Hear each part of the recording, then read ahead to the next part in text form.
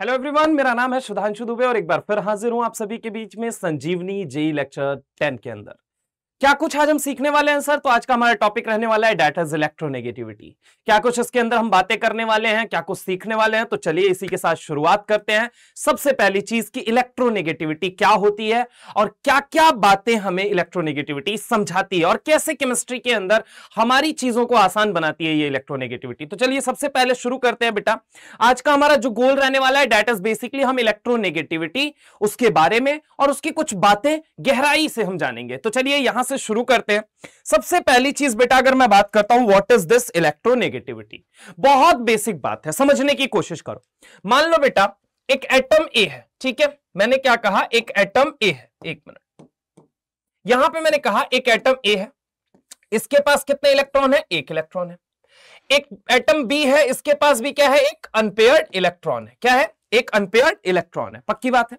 Atom A के पास एक unpaired electron है, एटम बी के पास एक अनपेयर्ड इलेक्ट्रॉन है। ये दोनों एक दूसरे के करीब गए, ये दोनों एक दूसरे के करीब गए और करीब जाने के बाद से इन्होंने क्या किया? ओवरलैपिंग किया। ओवरलैपिंग बोले तो सर यहां पे इनके ऑर्बिटल का मिलन हुआ जिसके अंदर क्या बैठा हुआ था? इलेक्ट्रॉन बैठा हुआ था, है ना? अब जैसे ही ये मिले इन्होंने क्या बनाया? बॉन्ड बनाया। इन्होंने क्या बनाया? बॉन्ड बनाया। अब समझने की कोशिश करो, यहां पे कॉमन ऑर्बिटल शेयर करते हुए इन्होंने क्या बनाया? बॉन्ड बनाया। जब इन्होंने बॉन्ड बनाया तो शुरू में चूंकि ओवरलैपिंग हुई है यानी कि कोवेलेंट बॉन्ड का फॉर्मेशन हुआ है। कोवेलेंट बॉन्ड बोले तो इक्वल शेयरिंग ऑफ इलेक्ट्रॉन हुआ है। क्या हुआ है बेटा? Equal sharing of electron. क्या बोलो बोलो? इक्वल शेयरिंग ऑफ इलेक्ट्रॉन हुआ। अब समझने की कोशिश करो, इक्वल शेयरिंग ऑफ इलेक्ट्रॉन हो गया। अब क्या होगा समझने की कोशिश करना मेरे भाई। चूंकि ये क्या थे? अनपेयर्ड थे, अनपेयर्ड इलेक्ट्रॉन था इनके पास। क्या था? अनपेयर्ड इलेक्ट्रॉन था। और इनके पास अनपेयर्ड इलेक्ट्रॉन होने की वजह से अपने एटॉमिक स्टेट में थे। कौन सी स्टेट में थे? एटॉमिक स्टेट में।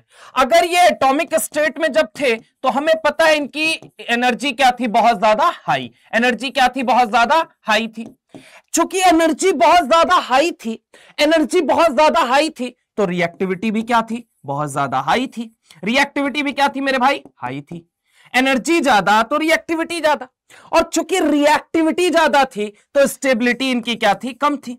स्टेबिलिटी क्या थी? कम थी। स्टेबिलिटी क्या थी? कम थी। अब जरा गौर से समझना, जब इन्होंने एक एक अनपेयर्ड इलेक्ट्रॉन की शेयरिंग की और इन्होंने क्या बनाया? बॉन्ड बनाया। क्या बनाया बोलो बेटा? बॉन्ड बनाया। जब इन्होंने बॉन्ड बनाया तो बॉन्ड बनाने की वजह से ऐसा क्या हो गया? तो ऑब्वियस है जो एनर्जी बहुत ज्यादा थी अब वो एनर्जी क्या हो गई? कम हो गई। एनर्जी क्या हो गई बोलो बेटा? कम हो गई। एनर्जी क्या हो गई? बोलो जल्दी। कम हो गई। चूंकि एनर्जी इस बार कम हो चुकी है तो रिएक्टिविटी भी क्या होगी? कम होगी। रिएक्टिविटी क्या होगी बेटा? कम होगी। एनर्जी ज्यादा तो रिएक्टिविटी ज्यादा, तो एनर्जी कम तो रिएक्टिविटी भी कम। अच्छा, रिएक्टिविटी चूंकि कम हो गई तो उनकी स्टेबिलिटी क्या हो गई? ज्यादा हो गई। तो सबसे पहली चीज तो सर ये कि एक बात मुझे बताइए कि अगर मैं बात करूं कोई एटॉमिक स्टेट से मॉलिक्यूलर स्टेट में जा रहा है तो बॉन्ड बना रहा है, बॉन्ड बना रहा है तो पहले एनर्जी उसकी क्या थी? ज्यादा थी। अब एनर्जी क्या है? उसकी कम है। तो बॉन्ड बनता क्यों है? To gain stability. बॉन्ड बनता क्यों है बेटा? स्टेबिलिटी गेन करने के लिए। किसके लिए? स्टेबिलिटी गेन करने के लिए। बॉन्ड क्यों बनता है? Why bond. अगर पूछे कोई वाई बॉन्ड, वाई बॉन्ड मतलब बॉन्ड क्यों बनता है तो सबसे सिंपल बात है कि टू गेन स्टेबिलिटी। क्या गेन करने के लिए? स्टेबिलिटी गेन करने के लिए। ठीक है, जैसे कि हम देख पा रहे हैं एटॉमिक स्टेट में एनर्जी ज्यादा, रिएक्टिविटी ज्यादा, स्टेबिलिटी कम। वहीं जब दो एटम मिल गए तो इन्होंने क्या बनाया? बॉन्ड के थ्रू मॉलिक्यूल बनाया। अब अगर मैं बात करूं एनर्जी कम तो रिएक्टिविटी कम तो स्टेबिलिटी क्या हो गई? ज्यादा। सर एक बात बताइए, पहले एनर्जी ज्यादा थी अब एनर्जी कम है, पहले एनर्जी ज्यादा थी अब एनर्जी कम है, तो एनर्जी गई तो गई कहां? उड़ गई भैया, निकल गई एनर्जी। यहां पे अगर मैं बात करूं पहले सर एनर्जी ज्यादा थी, पक्की बात है। अब सर एनर्जी क्या है? अब अगर मैं बात करूं तो एनर्जी क्या है? कम है। मतलब पहले एनर्जी ज्यादा थी अब एनर्जी कम है, तो एनर्जी गई तो गई कहां? रिलीज हो गई। और इसी रिलीज्ड एनर्जी को कहा जाता है बेटा, इसी रिलीज्ड एनर्जी को कहा जाता है, इसी रिलीज्ड एनर्जी को कहा जाता है बॉन्ड एनर्जी। क्या बोला जाता है? Bond energy.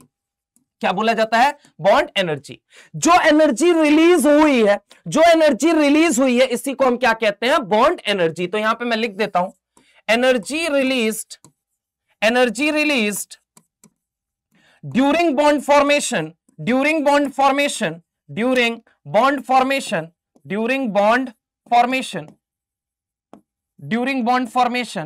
ठीक है, is known as what, bond energy.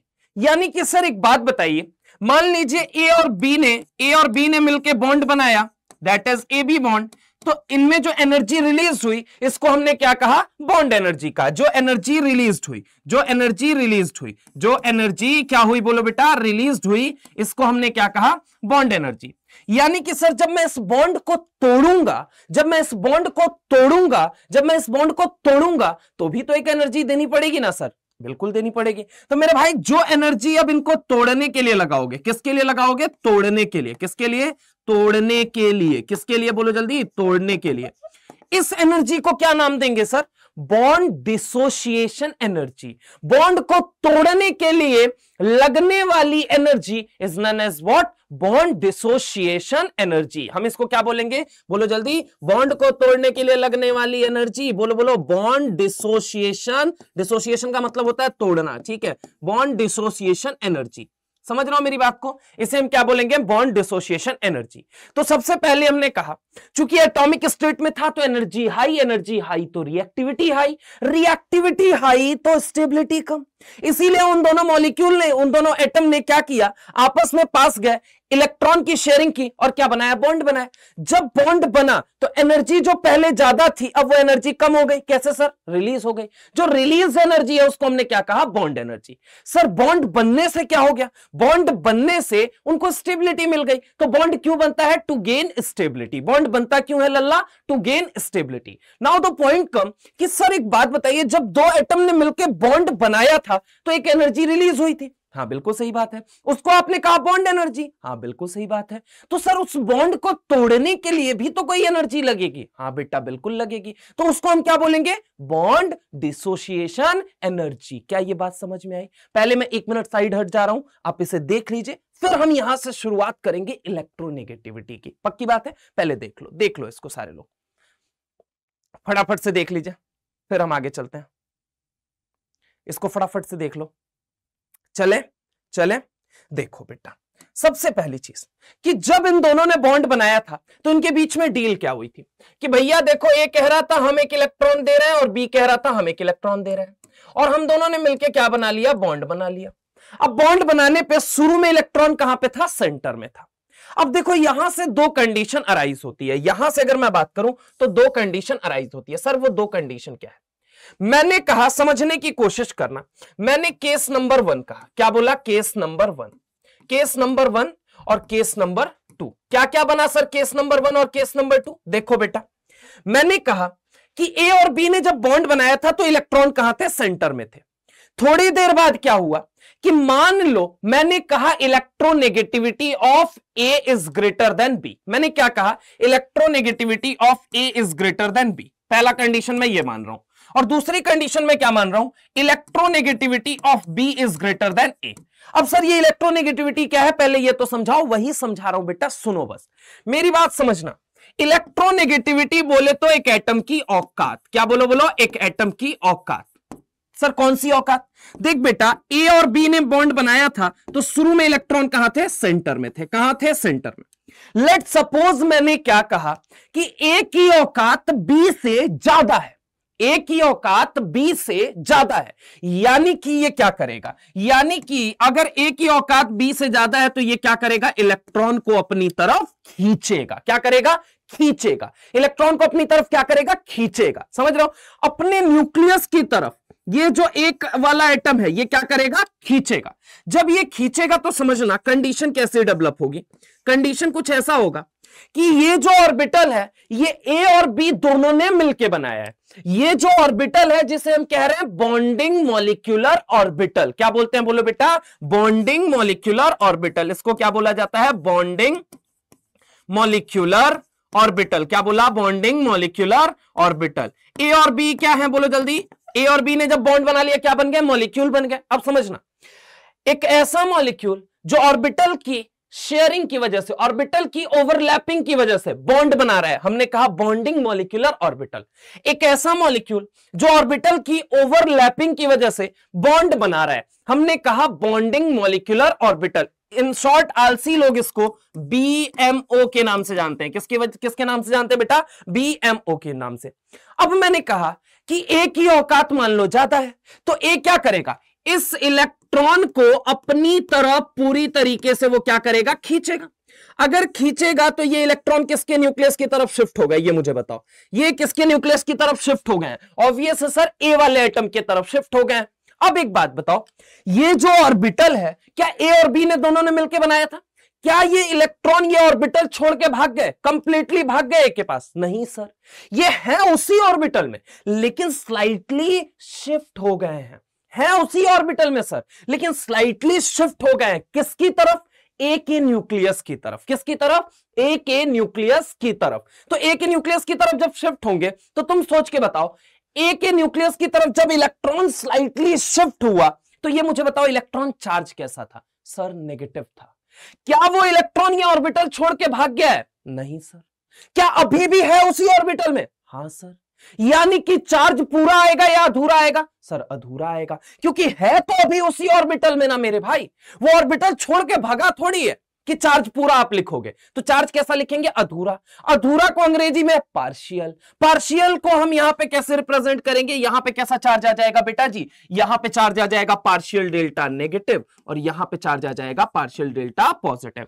B को इलेक्ट्रॉन की कमी महसूस होगी कि वो इलेक्ट्रॉन जो कभी सेंटर में हुआ करता था, आज वो ए के न्यूक्लियस की तरफ चला गया है।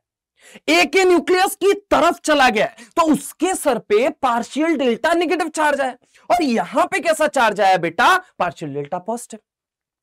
अब मैंने कहा कि मान लो कि बी की इलेक्ट्रोनेगेटिविटी ए से ज्यादा होती। क्या बोला? बोलो जल्दी।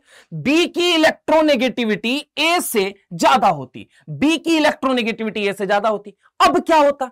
तो बेटा आपको पता है ये ए और बी का बॉन्डिंग मॉलिक्यूलर ऑर्बिटल, पीछे छोटा सा एंटी बॉन्डिंग, यहां पे इलेक्ट्रॉन जब सेंटर में था, तो अब बी क्या करेगा? उसको अपने न्यूक्लियस की तरफ खींचेगा। जब उसको अपने न्यूक्लियस की तरफ खींचेगा तो कंडीशन हमें कैसी देखने को मिलेगी? हमें देखने को मिलेगी इलेक्ट्रॉन अभी भी उसी ऑर्बिटल में, लेकिन स्लाइटली किसके न्यूक्लियस की तरफ चला गया? बोलो स्लाइटली शिफ्ट किसके न्यूक्लियस की तरफ हुआ? बी के न्यूक्लियस की तरफ। अब बी के न्यूक्लियस की तरफ हुआ तो यहां कैसा चार्ज? पार्शियल डेल्टा नेगेटिव, और यहां कैसा चार्ज हो गया? पार्शियल डेल्टा पॉजिटिव हो गया। बोलो बेटा, पार्शियल डेल्टा नेगेटिव और पार्शियल डेल्टा पॉजिटिव।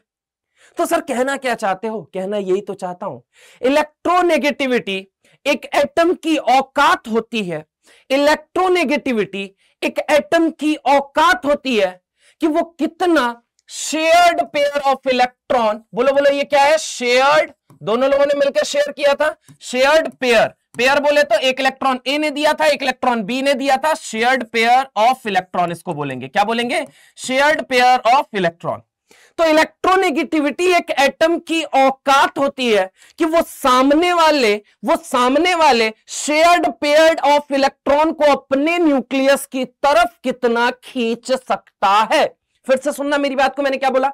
इलेक्ट्रोनेगेटिविटी एक एटम की औकात होती है कि वो सामने वाले से शेयर्ड पेयर ऑफ इलेक्ट्रॉन अपने न्यूक्लियस की तरफ कितना खींच सकता है। तो यहां पे अगर मैं बोलूं electronegativity is a tendency of an atom, electronegativity is a tendency of an atom, electronegativity is a tendency of an atom, is a tendency of an atom, electronegativity is a tendency of an atom to attract shared pair of electron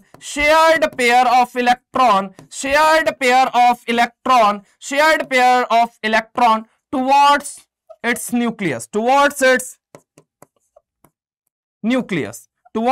nucleus, electronegativity एक atom की औकात होती है कि वो सामने वाले से कितना शेयर्ड पेयर ऑफ इलेक्ट्रॉन अपने न्यूक्लियस की तरफ खींच सकता है।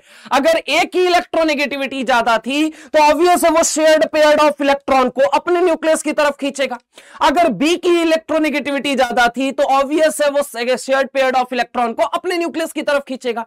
अगर एटम इलेक्ट्रोनेगेटिविटी किसी भी एटम की ज्यादा हुई तो वो शेयर्ड पेयर ऑफ इलेक्ट्रॉन को अपनी तरफ खींचता है। तो electronegativity is an tendency of an atom to attract shared pair of electron towards its nucleus. Electronegativity एक एटम की औकात होती है कि वो सामने वाले से कितना शेयर्ड पेयर ऑफ इलेक्ट्रॉन अपनी तरफ खींच सकता है। जो शेयर्ड पेयर ऑफ इलेक्ट्रॉन है उसको अपने न्यूक्लियस की तरफ खींच पाना ही एटम की औकात है और उसी को हमने क्या बोल रखा है, इलेक्ट्रोनेगेटिविटी। अब सुनना, आयनाइजेशन एनर्जी जब तुम पढ़ रहे थे तुम आइसोलेटेड गैसियस एटम के लिए पढ़ा तुमने जब एटॉमिक इलेक्ट्रॉन गेन एंथैल्पी पढ़ा तो भी आइसोलेटेड गैसियस एटम के लिए पढ़ा था। लेकिन जब तुम इलेक्ट्रॉन नेगेटिविटी पढ़ रहे हो तो electron negativity is a characteristic of isolated gaseous atom और बॉन्डेड एटम। तुम सोच के मुझे बताओ, जब तुम इलेक्ट्रोनेगेटिविटी पढ़ रहे हो तो लल्ला जब तुमने आयनाइजेशन एनर्जी की बात की, तुमने इलेक्ट्रॉन गेन एंथैल्पी की बात की, तो तुमने कहा कि वो किसके कैरेक्टरिस्टिक है, आइसोलेटेड गैसियस एटम के। लेकिन जब तुम यहां पढ़ रहे हो तो तुम बॉन्डेड एटम के लिए पढ़ रहे हो या आइसोलेटेड गैसियस एटम के लिए, सोच के बताओ। तो सर ऑब्वियस आंसर क्या है, बॉन्डेड एटम। तो इलेक्ट्रोनेगेटिविटी किसके लिए पढ़ा जाता है, bonded atom. Electronegativity is a characteristic of bonded atom, ठीक है। ये बॉन्डेड एटम की, ये आइसोलेटेड की बात नहीं कर रहे हो, ये बॉन्डेड एटम का कैरेक्टरिस्टिक है। जब तुमने आयनाइजेशन एनर्जी पढ़ा, जब तुमने इलेक्ट्रॉन गेन एंथैल्पी पढ़ा तो तुमने क्या देखा था, वहां पे कुछ यूनिट था। क्यों? क्योंकि वो लोग एनर्जेटिक टर्म थे। वो क्या थे, एनर्जेटिक टर्म। इलेक्ट्रोनेगेटिविटी कोई एनर्जेटिक टर्म नहीं होता है, इट इज नॉट। अगला पॉइंट क्या है, it is not energetic term. ये क्या नहीं है, बोलो बेटा, एनर्जेटिक टर्म नहीं है, it is not energetic term. अगर ये एनर्जेटिक टर्म नहीं है तो क्या इसकी यूनिट होगी? तो सर ऑब्वियस है, जो एनर्जेटिक टर्म नहीं है उसके लिए हम क्या यूनिट यूज करेंगे, तो it has no unit. Electronegativity has no unit, it has no unit.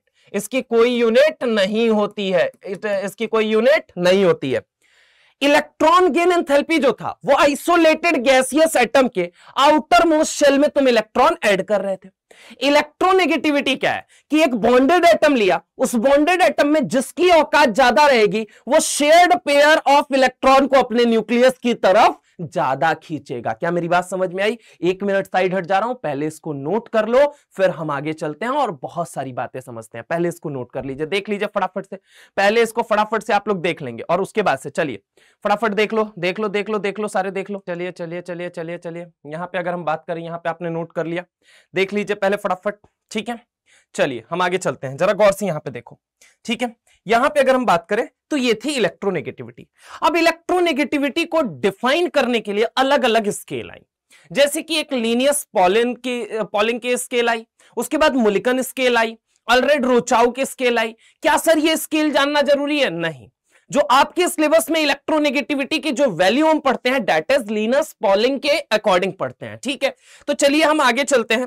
तो डिफरेंट स्केल, सबसे पहली चीज different scale to define electronegativity में अगर सबसे पहला स्केल अगर हम बात करते हैं दैट इज पॉलिंग स्केल। उसके बाद अगर हम बात करते हैं तो उसके बाद से किसका आएगा, बोलो बेटा, उसके बाद आएगा मुलिकन स्केल और देन आएगा हमारा क्या, उसके बाद अगर हम बात करें तो अल्फ्रेड रोचाउ स्केल, ठीक है। तीनों को जानना बिल्कुल भी जरूरी नहीं है, कोई काम की बात नहीं है, लेकिन कुछ चीजें जो हमें आनी चाहिए, ठीक है। और अगर मैं बात करूं कि जो भी चीजें उनके फॉर्मूला वगैरह कहां यूज होंगे वो नेक्स्ट टर्म पे जब मैं क्वेश्चन लेके आऊंगा उसमें मैं आपको करा दूंगा, है ना। तो यहां पे जरा गौर से सुनने और समझने की कोशिश करो। अगर मैं तुमसे बात करता हूं पॉलिंग स्केल के बारे में, ठीक है, तो समझने की कोशिश करो पॉलिंग ने क्या बोला। पॉलिंग ने बोला XA, यहां पे मैं बता देता हूं पॉलिंग स्केल। सबसे पहले लिनस पॉलिंग, पूरा नाम इनका, ठीक है। अब जरा गौर से सुनो, इन्होंने क्या बोला, इन्होंने बोला XA XB is directly proportional to under root of delta. क्या बोला, is directly proportional to under root of delta. Sir what is this delta and what is this XA and XB? एक एक चीज को समझते हैं। XA क्या है, इलेक्ट्रोनेगेटिविटी ऑफ एटम ए। मान लो एक ए बी बॉन्ड था, ठीक है, ए बी बॉन्ड है, उसमें हमने कहा एक्स ए क्या है, तो इलेक्ट्रोनेगेटिविटी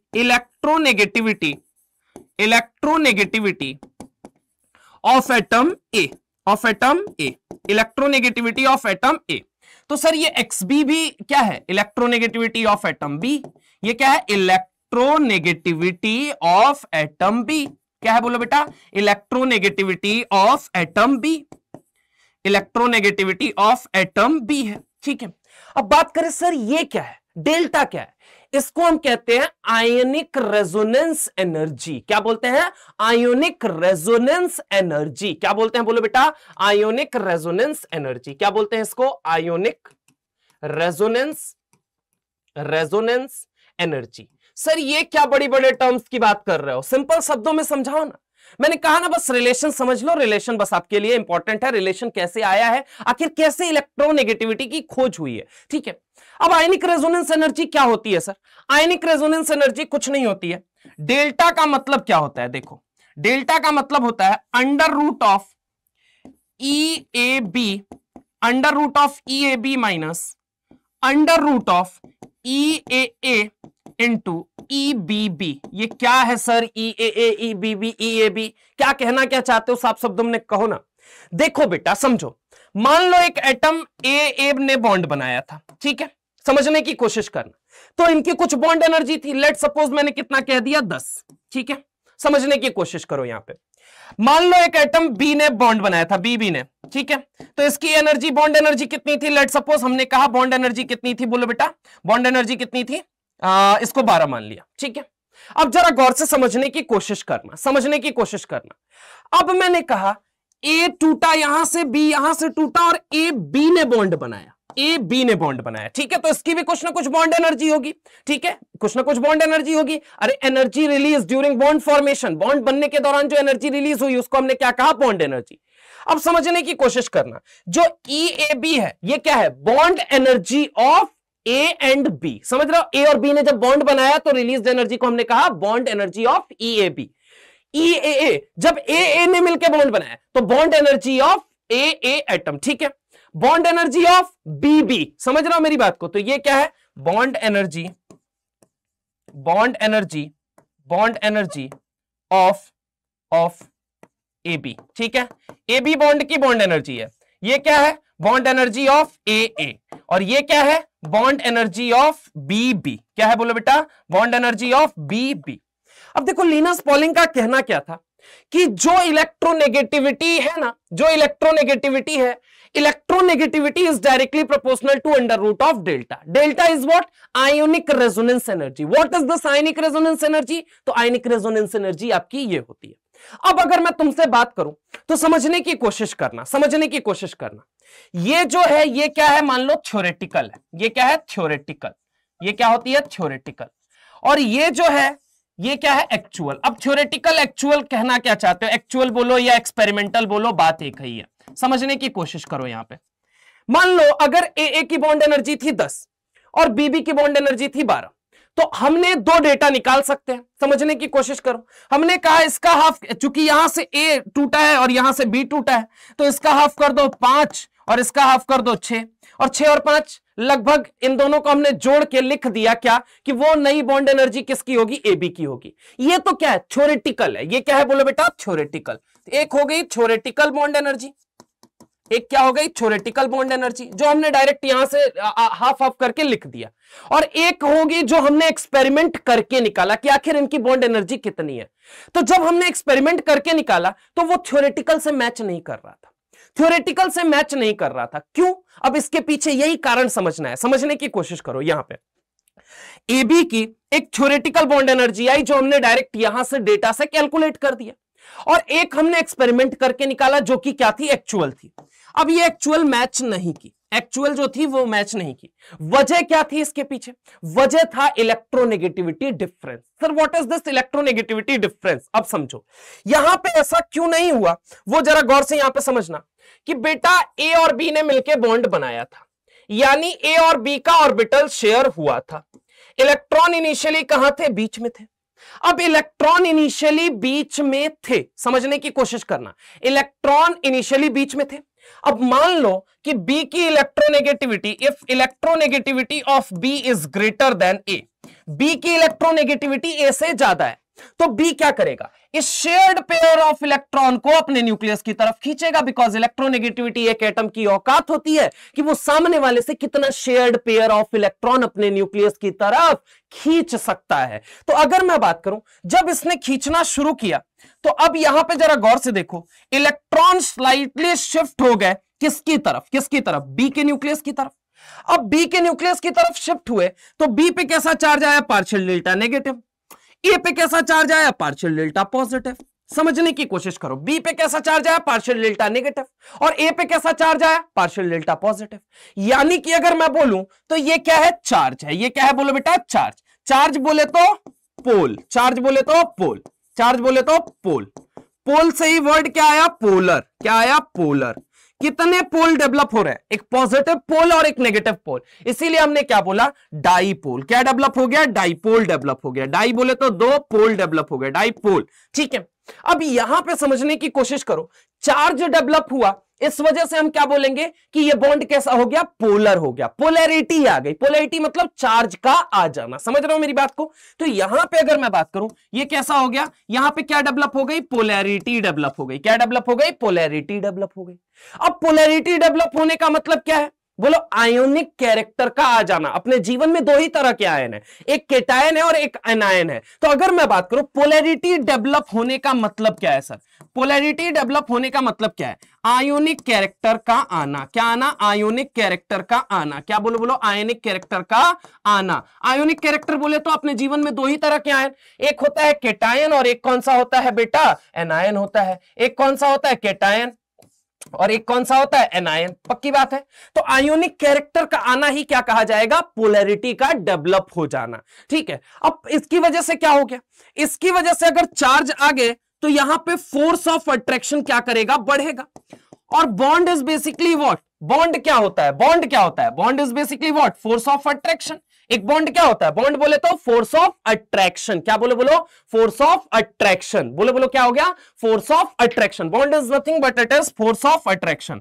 एक ऐसा फोर्स ऑफ अट्रैक्शन जो लगता तो है पर दिखाई नहीं देता है। एक ऐसा फोर्स ऑफ अट्रैक्शन, कोई पूछे बॉन्ड क्या है, कहना एक ऐसा फोर्स ऑफ अट्रैक्शन जो लगता तो है पर दिखाई नहीं देता है। एक ऐसा फोर्स ऑफ अट्रैक्शन जो लगता तो है पर दिखाई नहीं देता है। तो यहां पे फोर्स ऑफ अट्रैक्शन डेवलप होना मतलब क्या, बोलो, बोलो, बोलो, फोर्स ऑफ अट्रैक्शन ज्यादा डेवलप हो गया तो अब ये ज्यादा अट्रैक्ट करेगा। बोलो हाँ, ये ना।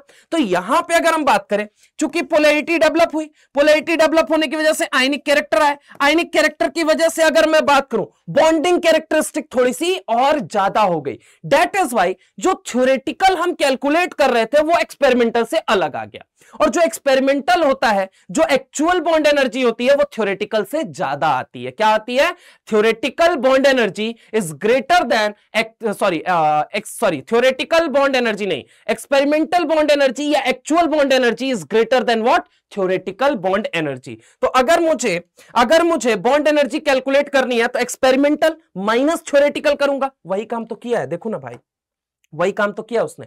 एक्सपेरिमेंटल बॉन्ड एनर्जी या एक्चुअल बॉन्ड एनर्जी जिसे कह रहे हो माइनस थ्योरेटिकल बॉन्ड एनर्जी। तो यहां पे अगर मैं बात करता हूं बेटा, तो देखो जरा गौर से, जो एक्चुअल बॉन्ड एनर्जी होती है, यहां पे लिख दे रहा हूं, एक्चुअल बॉन्ड एनर्जी जो होती है, एक्चुअल बॉन्ड एनर्जी जो होती है, या फिर और एक्सपेरिमेंटल जो होती है, एक्सपेरिमेंटल ये किससे ज्यादा आती है, बोलो जल्दी, ये किससे ज्यादा आती है, थ्योरेटिकल से। किससे ज्यादा आती है, थ्योरेटिकल से।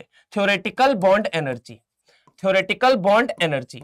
और अगर हम बात करें कि समझने की कोशिश करना, बड़े में से छोटे को घटाओगे, बड़े में से छोटे को घटाओगे तो आयोनिक रेजोनेंस एनर्जी क्या होती है, आयोनिक रेजोनेंस एनर्जी क्या होती है, ionic resonance energy, ionic resonance energy is basically what, ionic resonance energy is basically what, experimental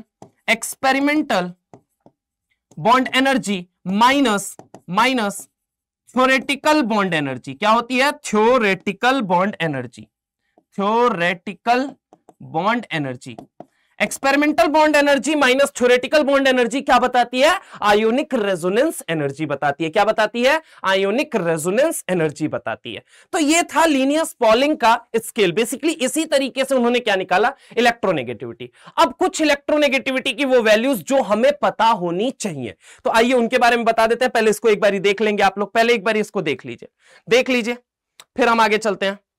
यहां पे देख लो सारे लोग फटाफट देख लो। सबसे पहला सवाल आपसे क्या पूछा जाएगा वो सुनो। Polling electronegativity is based on, Pauling electronegativity is based on, ठीक है, क्वेश्चन ये है हमारा, Pauling electronegativity is based on। सबसे पहली चीज, पहला ऑप्शन दे दिया बॉन्ड एनर्जी, ठीक है, दूसरा क्या दे दिया? बॉन्ड लेंथ, तीसरा क्या दे दिया? बोथ, चौथा क्या दे दिया? नन, चौथा हमें क्या ले लेते हैं? नन, ठीक है। तो याद रखना मेरे भाई, पॉलिंग की जो इलेक्ट्रोनेगेटिविटी स्केल है वो किस पे बेस्ड है? दैट इज बॉन्ड एनर्जी पे। किस पे बेस्ड है बोलो बेटा? बॉन्ड एनर्जी पे। किस पे बेस्ड है? बॉन्ड एनर्जी पे बेस्ड है। किस पे बेस्ड है? बॉन्ड एनर्जी पे। अब इसके लिए क्या कुछ बातें उन्होंने कही हैं, जरा गौर से वो देखो। यहां पे अगर मैं बात करूं तो देखो, ये रहा हाइड्रोजन, ये रहा लिथियम, ये उसके बाद सोडियम, सॉरी सोडियम तो नीचे आएगा, लिथियम। यहां पे अगर हम बात करें सोडियम आता है, आगे अगर हम बात करें बेरिलियम, देन क्या आता है? Boron, then carbon, then nitrogen, then oxygen, then fluorine. अभी तक जो था वो केवल आपके समझने के लिए था, अब जो है इसको आपको याद रखना है। तो देखो जरा गौर से, यहां पे इसके नीचे क्या आता है? क्लोरीन, ये इसके नीचे क्या आता है? ब्रोमीन, और सबसे नीचे क्या आता है? आयोडीन। अब किसकी किसकी इलेक्ट्रोनेगेटिविटी आपको याद होनी चाहिए, जरा गौर से देखो। यहां पे अगर मैं बात करूं, ये पहले नंबर पे आ रहा है, तो इसका कितना हो जाता है? 1.0। बेरिलियम का कितना आया था? आगे जाते जाओ 0.5 बढ़ा दो, 0.5 बढ़ा दो, तो इसका कितना हो जाएगा? 1.5। और आगे गए फिर से 0.5 बढ़ाया, कितना हो गया? 2। और आगे गए फिर से 0.5 बढ़ाया, कितना हो गया? 2.5। और आगे गए तो कितना हो गया? 3। और आगे गए तो कितना हो गया? 3.5। और सबसे मोस्ट इलेक्ट्रोनेगेटिव कौन होता है पूरी पीरियोडिक टेबल में? That is fluorine. कौन होता है? फ्लोरीन। या फिर ऐसे कर लो, fluorine is the most electronegative element in whole periodic table.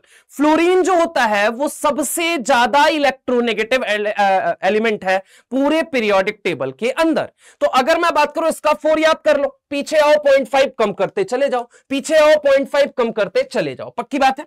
ऐसे ही क्लोरीन की अगर हम बात करें तो इन जनरल ट्रेंड क्या होता है? इन जनरल ट्रेंड ये होता है कि जब भी पीरियोडिक टेबल में तुम लेफ्ट से राइट जाते हो तो इलेक्ट्रोनेगेटिविटी बढ़ती है। अभी आगे मैं बताऊंगा इस बात को, ठीक है। और जब भी तुम टॉप से बॉटम आओगे तो इलेक्ट्रोनेगेटिविटी घटती है। यह बात हमेशा याद रखिएगा कि ऊपर से नीचे जाओगे तो इलेक्ट्रोनेगेटिविटी बढ़ती है, और ऊपर से नीचे जाओगे तो इलेक्ट्रोनेगेटिविटी घटती है। आजू से बाजू, लेफ्ट से राइट जब तुम जाओगे तो इलेक्ट्रोनेगेटिविटी बढ़ेगी। एक और बात आपको याद रखना है कि जब भी लेफ्ट से राइट जाओगे आप हमेशा ईएन फैक्टर देखोगे। क्या देखोगे? ईएन फैक्टर को डोमिनेंट मानोगे, ठीक है। और जब भी तुम ऊपर से नीचे आओगे बेटा, हमेशा तुम साइज फैक्टर देखते हो। तो कई दफा क्या होता है, बच्चे ये सोचते हैं कि ऊपर से नीचे आ रहे हैं तो सर इलेक्ट्रोनेगेटिविटी कम हो रही है, हम इलेक्ट्रोनेगेटिविटी को ही कंसीडर करते हैं। नहीं बेटा, जब भी कोई कंपैरिजन ऊपर से नीचे में किया जाता है तो वो हमेशा साइज फैक्टर पे किया जाता है, और जब भी लेफ्ट से राइट में जाते हो तो ईएन फैक्टर पे किया जाता है। समझ रहे हो मेरी बात को? एक और बात सुनो, जनरली जो छोटे एटम होते हैं उनकी इलेक्ट्रोनेगेटिविटी की वैल्यू बहुत ज्यादा हाई होती है। अभी आगे चल के फैक्टर्स अफेक्टिंग इलेक्ट्रोनेगेटिविटी में यह बात बताऊंगा। जनरली जो छोटे एटम्स होते हैं उनकी इलेक्ट्रोनेगेटिविटी क्या होती है? बोलो बोलो बोलो बोलो, ज्यादा होती है। उनकी इलेक्ट्रोनेगेटिविटी क्या होती है? ज्यादा होती है। तो सर हमारे मतलब का कौन कौन सा है जिसको हमें हमेशा याद रखना है? मैं आपको बता रहा हूं। सबसे पहली चीज तो ये आपको याद रखना है। दूसरी चीज, क्लोरीन का कितना होता है? तो ऊपर से नीचे आओगे तो इलेक्ट्रोनेगेटिविटी क्या होगी? कम। तो इसका 4, तो इसका 3। इसका कितना होता है? लगभग 2.8 होता है। और इसका अगर मैं बात करूं तो इसका कितना होता है? इसका होता है 2.5 समथिंग होता है, ठीक है।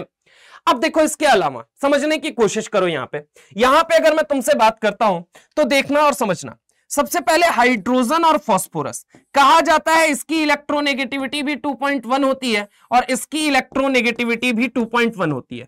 लेकिन अगर प्रैक्टिकली देखोगे तो फास्फोरस की electronegativity according to Pauling scale ज्यादा आती है। क्या आती है? ज्यादा आती है। क्या आती है बोलो बेटा? ज्यादा आती है। ठीक है, क्वाइट थोड़ा सा ज्यादा होता है लेकिन ज्यादा होता है। ठीक है, एक्चुअल बात ये है।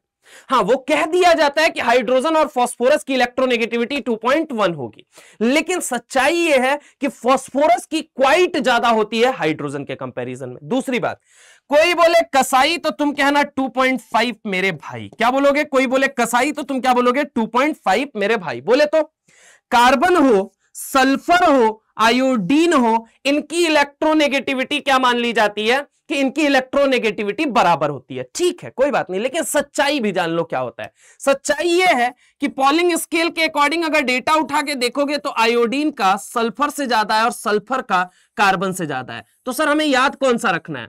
आपको याद दोनों रखना है, लेकिन काम की बात आपके लिए यही है। ठीक है, लेकिन यह सच्चाई है जिससे रूबरू होना बेहद जरूरी है।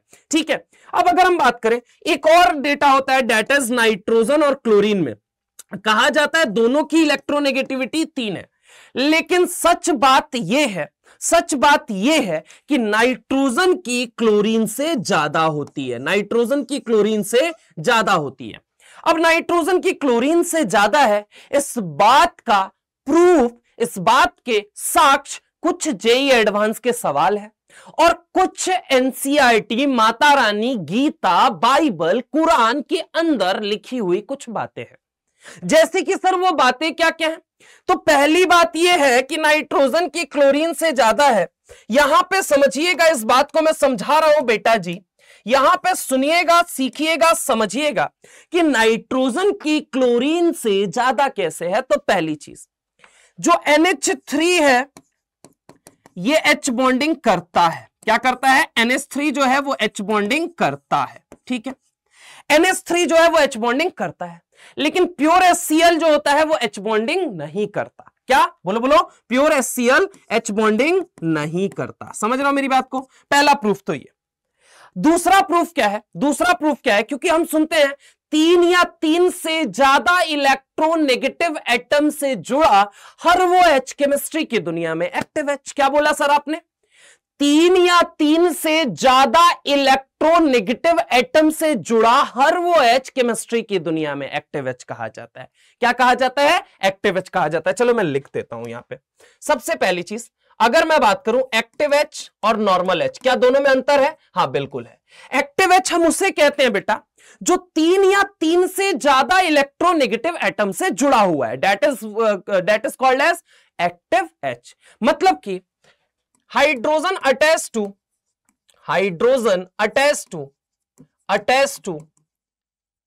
टू इलेक्ट्रोनेगेटिव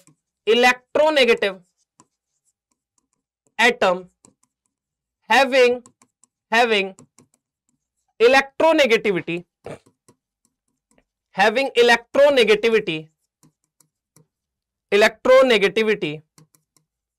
3 और मोर देन 3, 3 या 3 से ज्यादा इलेक्ट्रोनेगेटिव एटम से जुड़ा हर वो H केमिस्ट्री की दुनिया में एक्टिव H।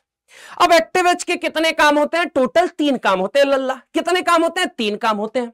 पहला काम एक्टिव H को पसंद है, जो बहुत रास आता है, दैट इज हाइड्रोजन बॉन्डिंग करना। क्या बोलो बोलो? हाइड्रोजन बॉन्डिंग करना। जहां कहीं भी हाइड्रोजन बॉन्डिंग देखोगे मेरे भाई वो एक्टिव H होगा। देखना ध्यान से, एक्टिव H होगा। वो 3 या 3 से ज्यादा इलेक्ट्रोनेगेटिव एटम से जुड़ा हुआ H है मेरे भाई। जैसे कि कहा जाता है फोन से जुड़ा H एक्टिव H होता है। फोन से जुड़ा H एक्टिव H होता है। क्यों एक्टिव H है ये बताइए जरा? क्योंकि इलेक्ट्रोनेगेटिविटी क्या है? 4, 3.5, 3। समझ रहे हो? 3 या 3 से ज्यादा इलेक्ट्रोनेगेटिव एटम से जुड़ा हर वो H केमिस्ट्री की दुनिया में एक्टिव H। और एक्टिव H के कितने काम होते हैं? 3 काम। पहला क्या होता है बोलो जल्दी? H बॉन्डिंग करना। क्या करना? H बॉन्डिंग करना। दूसरा काम क्या होता है? पोलर प्रोटेक्ट सॉल्वेंट बनाना। क्या काम होता है बोलो जल्दी? पोलर प्रोटेक्ट सॉल्वेंट बनाना। बोलो बोलो बेटा, बोलो जल्दी, सारे बोलो, पोलर प्रोटेक्ट सॉल्वेंट बनाना।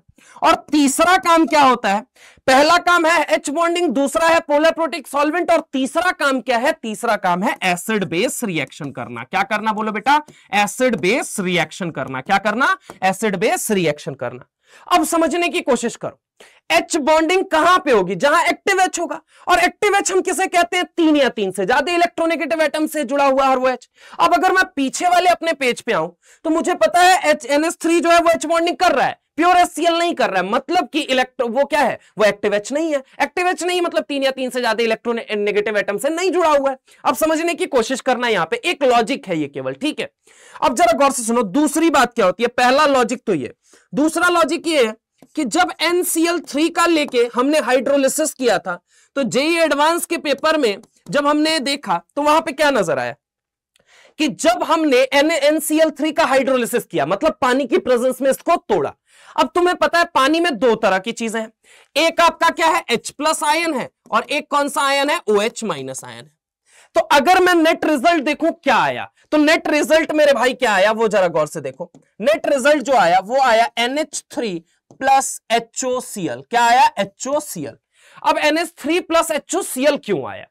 अब देखो जरा गौर से, इसका मतलब क्या है कि हाइड्रोजन H+ वाला पार्ट जो है ये किसके पास गया है? नाइट्रोजन के पास। और जो OH- वाला पार्ट है वो किसके साथ गया है? Cl के साथ। अब OH- किसके साथ जाएगा? पॉजिटिव के साथ या नेगेटिव के साथ? तो सर आंसर ये है कि OH के ऊपर खुद माइनस है तो वो ऑब्वियस है पॉजिटिव के पास जाएगा, यानी और H+ किसके साथ जाएगा? H+ माइनस वाले के साथ जाएगा, यानी सर नाइट्रोजन के ऊपर पार्शियल डेल्टा नेगेटिव रहा होगा। हाँ बेटा। और क्लोरीन के ऊपर पार्शियल डेल्टा पॉजिटिव रहा होगा। हाँ बेटा, जब ये रहा होगा तभी तो ये बॉन्ड टूटा और इधर OH- गया और इधर क्या आया? H आया। इधर OH- गया और इधर क्या आया? H आया। इधर क्या गया? H+ गया और इधर क्या आया? OH- आया। तभी तो HOCl बना, तभी तो HOCl बना मेरे भाई, नहीं तो HOCl बनता? नहीं बनता। तो ये इस बात का प्रूफ देती है कि नाइट्रोजन की इलेक्ट्रोनेगेटिविटी ज्यादा होती है किससे? क्लोरीन से। लेकिन आपको जो याद रखना है, अब सुनो, एनसीईआरटी के अकॉर्डिंग एनसीईआरटी क्या मानती है? ये तो मैंने एडवांस के क्वेश्चन से आपको बताया। अब एनसीईआरटी क्या मानती है? एनसीईआरटी का मानना यह है कि नहीं भाई, क्लोरीन की इलेक्ट्रोनेगेटिविटी नाइट्रोजन से ज्यादा होती है। तो आपको यही याद रखना है। क्या याद रखना है? कि क्लोरीन की इलेक्ट्रोनेगेटिविटी नाइट्रोजन से ज्यादा होती है। क्लोरीन की इलेक्ट्रोनेगेटिविटी नाइट्रोजन से ज्यादा होती है। एक्चुअल में इलेक्ट्रोनेगेटिविटी नहीं ज्यादा है, वो दिक्कत पता है क्या है? ये थर्ड पीरियड का एलिमेंट है और थर्ड पीरियड वालों पे नेगेटिव चार्ज ज्यादा स्टेबल होगा कंपेयर टू सेकंड पीरियड वालों के। दैट इज वाई ये लॉजिक अलग है। लेकिन आपको जो याद रखना है वो क्या याद रखना है? कि क्लोरीन की ईएन ज्यादा होती है नाइट्रोजन से। ठीक है, ये माता रानी कहती है। कौन कहता है? माता रानी बोले तो एनसीईआरटी, गीता, बाइबल, कुरान, जो कहना है कह लो मेरे भाई। ठीक है, इसको देख लीजिए फिर हम आगे चलते हैं। फटाफट से इसको देख लीजिए, पहले इसको देख लीजिए, ये फटाफट इसको देख लीजिए। ये जो डेटा आपको लिखाया गया है इससे ज्यादा आपको कुछ नहीं पढ़ना है, कुछ नहीं याद रखना है, बस इससे याद रख लो, आपका काम बन जाएगा। फटाफट से इसको देख लो, फटाफट सारे देख लीजिए, फटाफट फटाफट फटाफट सारे लोग देख लेंगे। ये नोट कर लिया? फटाफट बताइए, फटाफट बताइए, फटाफट। चले आगे, चले चले आगे, चले देख लीजिए। चलिए, इसके बाद एक्टिव हाइड्रोजन, ये देख लीजिए आप लोग। Hydrogen attach to electronegative atom having electronegativity 3 और मोर देन 3। एक्टिव एच के कितने काम? 3 काम। पहला का क्या होता है? Hydrogen bonding. दूसरा क्या होता है? पोलर प्रोटिक सॉल्वेंट बनाना। तीसरा क्या होता है? एसिड बेस रिएक्शन करना। ठीक है, चले आगे, चले चलते हैं, नेक्स्ट चलते हैं। That is electronegativity according to Mulliken scale. Mulliken का कहना क्या था? समझो, पहली चीज यहां पे अगर मैं तुमसे बात करता हूं तो electronegativity is equal to ionization energy plus electron affinity divided by 2 electron volt पर एटम के लिए। इन्होंने ये रिलेशन दिया। अब इस रिलेशन का एक्चुअल मतलब क्या है बेटा वो सुनो जरा गौर से, समझने की कोशिश करना। यहां पे अगर मैं तुमसे बात करता हूं इलेक्ट्रॉन वोल्ट पर एटम के लिए, समझो इनके अकॉर्डिंग आखिर इलेक्ट्रोनेगेटिविटी को इन्होंने सोचा कैसे? इलेक्ट्रोनेगेटिविटी के बारे में इन्होंने कैसे सोचा? इनका क्या कहना था? देख बेटा, ये न्यूक्लियस है सबसे पहले समझ, और ये क्या है? अपना वैलेंस शेल है। क्या है बोलो जल्दी? वैलेंस शेल है। वैलेंस शेल बोले तो आउटर मोस्ट शेल। ठीक है, अब आउटर मोस्ट शेल जो है, आउटर मोस्ट शेल जो है इसके अंदर प्रेजेंट है क्या? इलेक्ट्रॉन। ये न्यूक्लियस इस इलेक्ट्रॉन को अपनी तरफ खींचेगा, ये न्यूक्लियस इस इलेक्ट्रॉन को अपनी तरफ खींचेगा। अब इलेक्ट्रॉन खींचेगा तो समझने की कोशिश करना, इलेक्ट्रॉन को अपनी तरफ खींचेगा और तुम इसको बाहर निकालना चाहते हो तो लगने वाली एनर्जी को तुम क्या कहते हो? Ionization energy. तुम रिमूव करना चाहते हो तो क्या होगा? रिमूव करने के लिए लगने वाली एनर्जी को क्या कहते हो? Ionization energy. अब इनके अकॉर्डिंग क्या था, अगर आप इलेक्ट्रोनेगेटिविटी के साथ देखोगे तो इन्होंने कहा आयनाइजेशन एनर्जी और इलेक्ट्रॉन अफिनिटी दोनों का डायरेक्ट रिलेशन है, यही कहना चाहते हैं बेसिकली। तो अगर मैं बात करूं इलेक्ट्रॉन अफिनिटी क्या है, पहले वो भी सुन लेते हैं कि बेटा आपने ये न्यूक्लियस लिया और ये क्या है, आपका वैलेंस शेल है, इस वैलेंस शेल के अंदर आप इलेक्ट्रॉन को ऐड करना चाहते हो, इलेक्ट्रॉन को ऐड करना चाहते हो, that is basically what, electron affinity और इलेक्ट्रॉन गेन एंथैल्पी। समझ रहे हो मेरी बात को।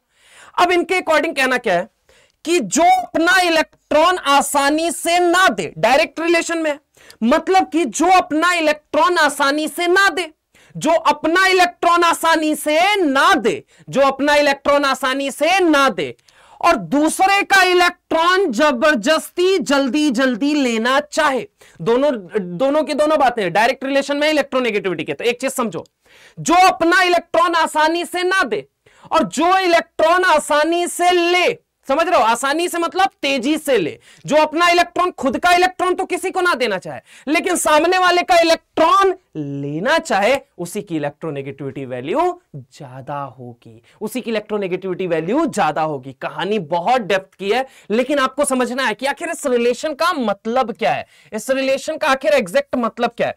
जो अपना इलेक्ट्रॉन आसानी से ना देना चाहे और सामने वाले का लेना चाहे, उसकी इलेक्ट्रोनेगेटिविटी उतनी ज्यादा होगी, उसकी इलेक्ट्रोनेगेटिविटी उतनी ज्यादा होगी। यही बोला मुल्कन साहब ने। क्या मेरी बात समझ में आई? यही बात बोला मुल्कन साहब ने, समझ रहे हो, पक्की बात है। अब इसके बाद जो स्केल आया दैट इज अल्रेड रोचाओ स्केल। पहले इसको एक बारी देख लीजिए, मैं हट जा रहा हूं, पहले इसको आप देख लो एक बारी कि अल्रेड रोचाओ स्केल, इसके बाद हम पढ़ने वाले हैं। जो अपना इलेक्ट्रॉन आसानी से ना देना चाहे, सामने वाले का लेना चाहे, उसी की इलेक्ट्रोनेगेटिविटी ज्यादा होगी। इस तरीके से मुल्कन ने सोचा था। आपको स्केल नहीं याद रखनी है, केवल पॉलिंग के अकॉर्डिंग जो डेटा है वो आपके दिमाग में होना चाहिए। चलिए आगे चलें। Next, Allred Rochow scale. Allred Rochow scale आखिर क्या कहता है, जरा गौर से मेरी बात को समझो। इनके according electronegativity is directly proportional to Z effective upon R square. समझो, Z effective is basically what. इनका कहना है कि इलेक्ट्रोनेगेटिविटी की वैल्यू ज्यादा होगी जब Z इफेक्टिव की वैल्यू ज्यादा होगी। अब समझना, Z इफेक्टिव की वैल्यू ज्यादा होने का मतलब क्या है। देखो, अगर मैं तुमसे बात करता हूं, एक चीज समझने की कोशिश करो। ये न्यूक्लियस है बेटा और ये क्या है आपका वैलेंस शेल। क्या है बोलो जल्दी, वैलेंस शेल, ठीक है। या फिर आप इसे ही क्या बोल रहे हो, आउटर मोस्ट शेल बोल रहे हो। क्या बोल रहे हो, आउटर मोस्ट शेल बोल रहे हो। क्या बोल रहे हो, आउटर मोस्ट शेल। इसके अंदर जो इलेक्ट्रॉन प्रेजेंट है, ये इस पे न्यूक्लियस कितना इफेक्टिव फोर्स ऑफ अट्रैक्शन लगा पा रहा है, कितना आउटर मोस्ट शेल के इलेक्ट्रॉन को पकड़ के ये खींच रहा है। ये क्या है बोलो जल्दी, इफेक्टिव न्यूक्लियर चार्ज। क्या है, आउटर मोस्ट शेल का इलेक्ट्रॉन है, न्यूक्लियस उसको पकड़ के खींचे जा रहा है, that is basically what, effective nuclear charge. Effective nuclear charge. और आलसी लोग इसी इफेक्टिव न्यूक्लियर चार्ज को Z इफेक्टिव जैसे सिंबल से जानते हैं। इफेक्टिव न्यूक्लियर चार्ज, बोलो बोलो क्या है, इफेक्टिव न्यूक्लियर चार्ज। और इसी को हम क्या कहते हैं, Z इफेक्टिव। यानी कि जो खुद के आउटर मोस्ट शेल के इलेक्ट्रॉन को खूब ज्यादा खींच रहा है, उसके लिए इलेक्ट्रोनेगेटिविटी की वैल्यू क्या होगी, ज्यादा होगी। ऑब्वियस है, जो अपने आउटर मोस्ट शेल के इलेक्ट्रॉन पे अट्रैक्शन ज्यादा लगाए हुए है, वही तो शेयर्ड पेयर्ड ऑफ इलेक्ट्रॉन को अपनी तरफ ज्यादा खींचने की औकात रखता है। तो सिंपल सी बात है, जिसका खुद के इलेक्ट्रॉन, खुद के आउटर मोस्ट शेल पे इलेक्ट्रॉन पे अट्रैक्शन बहुत ज्यादा है, वही तो शेयर्ड पेयर्ड ऑफ इलेक्ट्रॉन को अपनी तरफ अट्रैक्ट करेगा। तो अल्रेड रोचाओ का कहना सिंपल सा ये था, electronegativity is directly proportional to Z effective upon R square. तो आपको कोई भी स्केल याद नहीं रखनी है, जो स्केल की जो इंपॉर्टेंट बातें होंगी वो हम चंद सवालों के थ्रू कर लेंगे। अभी के लिए जो इंपॉर्टेंट है दैट इज इलेक्ट्रोनेगेटिविटी क्या है और उसको डिफाइन करने के लिए कितनी स्केल आई हैं। तो हमने कहा इलेक्ट्रोनेगेटिविटी एक एटम की औकात होती है कि वो सामने वाले से कितना इलेक्ट्रॉन पेयर अपने खेमे में खींच सकता है, अपने न्यूक्लियस की तरफ खींच सकता है। डिफाइन करने के लिए टोटल कितनी स्केल आई, एक पॉलिंग स्केल आई, एक कौन सी आई, मुल्कन स्केल आई, और एक कौन सी आई, अल्रेड रोचाओ स्केल आई। तीनों स्केल आपको नहीं याद रखना है, जो स्केल की इंपॉर्टेंट बातें होंगी वो क्वेश्चन के थ्रू मैं आपको खुद याद करा दूंगा। तो यहां पे एक बार ही देख लीजिए, फिर हम आगे चलते हैं। फटाफट से यहां पे सारे लोग देख लीजिए, फटाफट से सारे लोग यहां पे देख लेंगे। फटाफट फटाफट फटाफट बात करें, देख लिया आपने, फटाफट से देख लिया। चलिए आगे चलते हैं, आगे चले क्या, ठीक है। तो अल्रेड रोचाओ स्केल ये था। इसके बाद हम सबसे पहली चीज एप्लीकेशन ऑफ इलेक्ट्रोनेगेटिविटी में पहली चीज हम पढ़ने जा रहे हैं, दैट इज पोलैरिटी के बारे में। अब पोलैरिटी के बारे में यहां समझने की कोशिश करना बेटा, सुनो तरीके से। देखो क्या होता है पोलैरिटी बोले तो, पोलैरिटी कब ज्यादा होगी, जब डेल्टा ईएन की वैल्यू ज्यादा होगी। डेल्टा ईएन बोले तो मान लो एटम ए था, एटम बी था, ठीक है, इन दोनों के इलेक्ट्रोनेगेटिव डिफरेंस को हमने क्या बोला, डेल्टा मतलब change, change in electronegativity, change in electronegativity, change in electronegativity, change in electronegativity की वैल्यू अगर ज्यादा है, इलेक्ट्रोनेगेटिविटी की वैल्यू अगर ज्यादा है तो पोलैरिटी भी क्या होगी, ज्यादा होगी। कैसे होगी सर, जरा गौर से सुनो बेटा। मान लो मैंने कहा ए और बी ने बॉन्ड बना रखा है, अब एक खूब इलेक्ट्रॉन क्या कर रहा है, खींच रहा है। ए अगर मैं बात करूं यहां पे तुमसे, ए की अगर बात करूं यहां पे, ए क्या है, पकड़ के खूब सारा इलेक्ट्रॉन खींच रहा है। क्या कर रहा है बोलो जल्दी, खूब सारा इलेक्ट्रॉन खींच रहा है। खूब सारा इलेक्ट्रॉन क्या कर रहा है, खींच रहा है। खूब सारा इलेक्ट्रॉन अपनी तरफ खींच रहा है। जब ये जितना ज्यादा इलेक्ट्रॉन खींचेगा बेटा, उतना ही इसके सर पे क्या आएगा, partial delta partial delta negative, और यहां क्या आया, पार्शियल डेल्टा पॉजिटिव। मतलब कि इलेक्ट्रोनेगेटिविटी डिफरेंस, मान लो इसकी इलेक्ट्रोनेगेटिविटी x है और इसकी इलेक्ट्रोनेगेटिविटी y है, y की वैल्यू कम है, x की वैल्यू ज्यादा है, तो ऑब्वियस है ये ज्यादा इलेक्ट्रॉन खींचेगा। ज्यादा इलेक्ट्रॉन खींचेगा तो चार्ज क्या आएगा, तगड़ा आएगा। चार्ज क्या आएगा बोलो बेटा, तगड़ा आएगा। चार्ज एकदम स्ट्रॉन्ग वाला आएगा, तगड़ा आएगा, चार्ज क्रिएट होगा। समझ रहा हूं मेरी बात को। चार्ज अगर तगड़ा क्रिएट हुआ मतलब आयोनिक कैरेक्टर ज्यादा है, आयोनिक कैरेक्टर ज्यादा है। आयोनिक कैरेक्टर मतलब आयन का कैरेक्टर ज्यादा ऊपर उठेगा, आयोनिक कैरेक्टर ज्यादा है। चार्ज अगर तगड़ा है तो आयोनिक कैरेक्टर ज्यादा है। आयोनिक कैरेक्टर ज्यादा है तो डाइपोल ज्यादा क्रिएट होगा, दो पोल जो हैं वो ज्यादा क्रिएट होंगे, डाइपोल ज्यादा होगा। अगर मान लो बेटा मैंने कहा डाइपोल ज्यादा हो गया, समझना मैंने क्या तुमसे बोला, मैंने तुमसे बोला कि चार्ज ज्यादा है, और फिर मैंने क्या बोला तुमसे कि आयनिक कैरेक्टर ज्यादा है। आयनिक कैरेक्टर ज्यादा है मतलब डाइपोल ज्यादा है, और अगर डाइपोल ज्यादा है मतलब फोर्स ऑफ अट्रैक्शन ज्यादा है। अरे चार्ज ज्यादा तो फोर्स ऑफ अट्रैक्शन भी ज्यादा होगा या नहीं होगा, ये तीनों बातें सेम है, ठीक है, समझ रहे हो। ये तो मैं थोड़ा इलाबोरेट कर रहा हूं बस केवल। फोर्स ऑफ अट्रैक्शन ज्यादा है, force of attraction is basically what, bond, मतलब कि बॉन्ड एनर्जी ज्यादा है। अगर बॉन्ड एनर्जी ज्यादा है, बॉन्ड एनर्जी ज्यादा है मतलब एनर्जी जितनी ज्यादा निकलेगी, रिएक्टिविटी उतनी कम होगी और स्टेबिलिटी उतनी बढ़ेगी, मतलब बॉन्ड की मजबूती बढ़ेगी, बॉन्ड की स्ट्रेंथ बढ़ेगी, बॉन्ड की ताकत बढ़ेगी। यानी कि बॉन्ड एनर्जी ज्यादा तो बॉन्ड स्ट्रेंथ क्या होगा, ज्यादा होगा। यानी कि एक रिलेशन में यहां से लिख सकता हूं, bond energy is directly proportional to bond strength, और bond energy is directly proportional to, En is directly bond energy is directly proportional to, En भी लिख सकता हूं। इलेक्ट्रोनेगेटिविटी जितनी ज्यादा, फोर्स ऑफ अट्रैक्शन उतना ज्यादा। क्यों, चार्ज तगड़ा, अगर मैं बात करूं आयनिक कैरेक्टर ज्यादा, आयनिक कैरेक्टर ज्यादा मतलब डाइपोल ज्यादा, डाइपोल मतलब फोर्स ऑफ अट्रैक्शन ज्यादा, फोर्स ऑफ अट्रैक्शन मतलब बॉन्ड एनर्जी ज्यादा, बॉन्ड एनर्जी मतलब बॉन्ड स्ट्रेंथ ज्यादा। और अगर बॉन्ड स्ट्रेंथ ज्यादा होगी, बॉन्ड स्ट्रेंथ, बॉन्ड की मजबूती क्या होगी, ज्यादा होगी, मतलब इलेक्ट्रॉन जो है वो न्यूक्लियस से चिपक के रहेगा।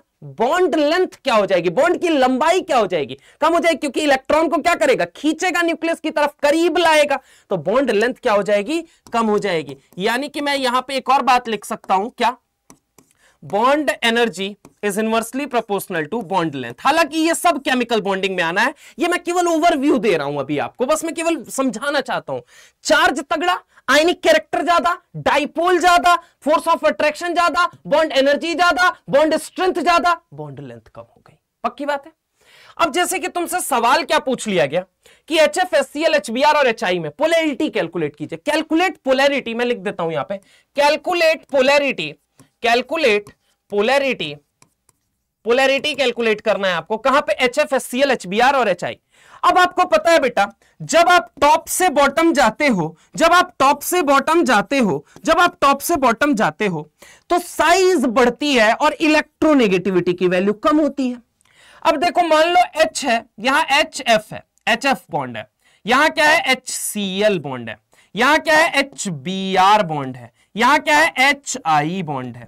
अब तुमको पता है फ्लोरीन की H की इलेक्ट्रोनेगेटिविटी, ऊपर से नीचे जाओगे, ऊपर से नीचे जाओगे, अगर तुम ऊपर से नीचे अगर तुम जाओगे तो तुमको एक चीज कॉमन दिखेगी, एक चीज तुमको कॉमन दिखेगी। एक काम करता हूं मैं, थोड़ा सा और इसको अच्छे से बना देता हूं।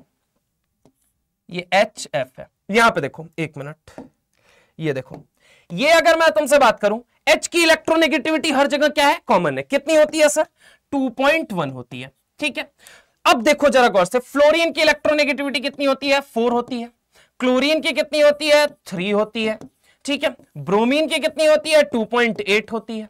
आयोडीन की कितनी होती है, 2.5 होती है। अब समझो, मैंने कहा, क्या कहा, XA माइनस XB। अब देखो यहां पे XA मैंने मान लिया, देखो यहां फ्लोरीन के केस में जैसे अगर हम बात करें, तो फ्लोरीन के केस में 4 माइनस कितना कर रहे हो, 2.1।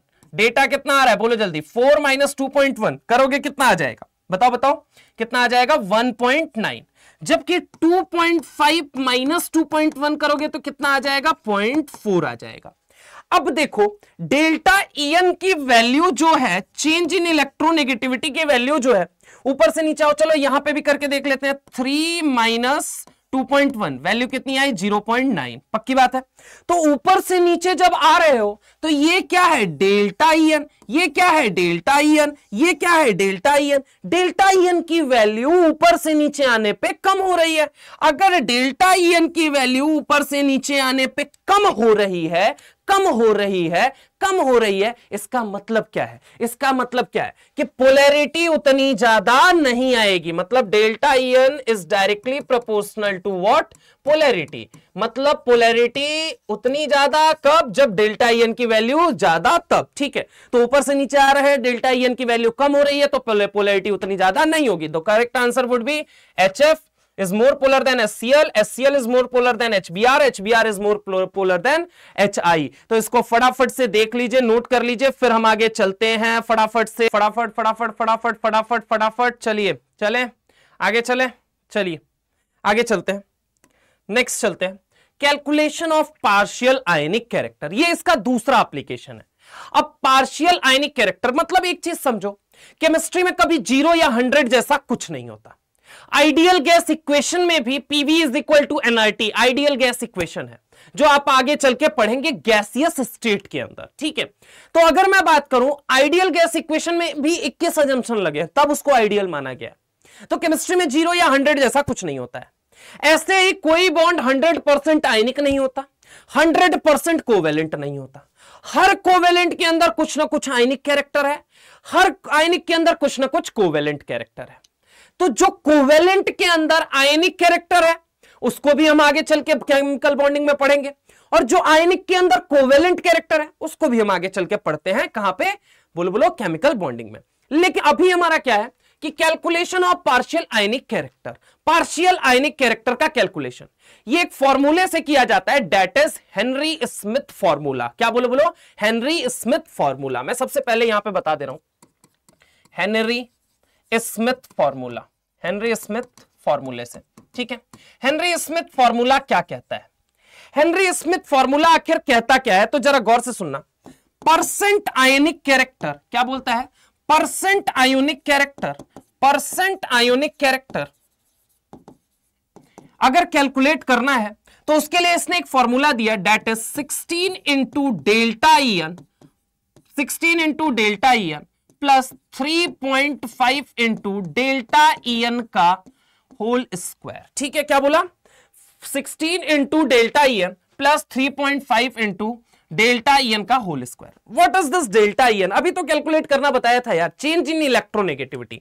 Delta EN is nothing but it is only your change in electronegativity. ये क्या है, चेंज इन, डेल्टा का मतलब क्या होता है, चेंज, डेल्टा का मतलब क्या होता है, चेंज, डेल्टा का मतलब चेंज। ठीक है, चेंज को डेल्टा से रिप्रेजेंट करते हैं। ठीक है, इन इलेक्ट्रोनेगेटिविटी, चेंज इन इलेक्ट्रोनेगेटिविटी, इसको पूरा पढ़ेंगे, चेंज इन इलेक्ट्रोनेगेटिविटी। अब जैसे क्वेश्चन एक मैंने लिखा है, calculate percent ionic character in HCl। अब बेटा देखो यहां पे HCl के अंदर जब मैं बात करूंगा, हाइड्रोजन की इलेक्ट्रोनेगेटिविटी है 2.1 और क्लोरीन की इलेक्ट्रोनेगेटिविटी है 3। अगर मैं मान लो करता हूं यहां पे 3 माइनस 2.1 करूंगा तो मुझे इनके बीच में कितना ईएन का डिफरेंस है, कितना ईएन का डिफरेंस है ये मुझे पता लग जाएगा।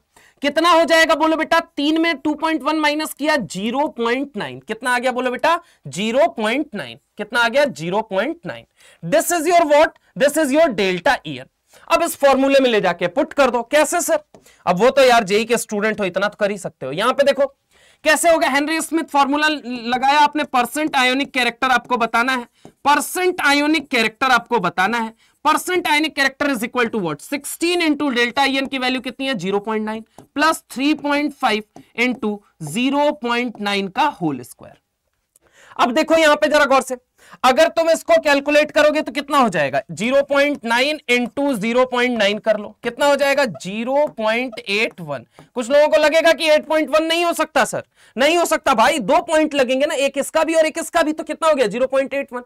0.81 प्लस 3.5 करोगे, इंटू 3.5 करो, जो वैल्यू आई प्लस उसको इसमें जोड़ देना। जब जोड़ोगे तुम्हारा आंसर आ जाएगा। देखो यहां पे कितना आ जाएगा लगभग, ये आपका आ जाएगा,